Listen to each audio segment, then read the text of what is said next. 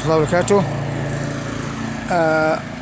قناة أثريات محمد نشار هتقدم لكم اليوم فيديو عن الطريق الجديد اللي هو الطريق الحيوي اللي بيصل من قلب الشهداء إلى موقف شبين الكوم ومصر ومجمع الموقف لجميع المحافظات.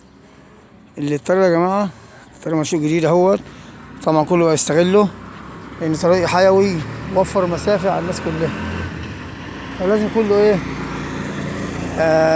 بالنسبة للطريق ده يا جماعة هو طريق حيوي وأثر مسافة جدا على الناس كلها. هو هذا الطريق يا جماعة ده يعتبر إن هو الطريق الوحيد اللي هو مساحته وسعه 17 متر.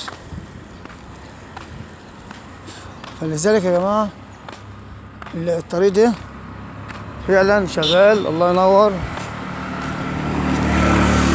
فعلا شغال تمام. كله بقى يحول على الطريق ده لأن الطريق ده فعلا طريق أثر مسافة بين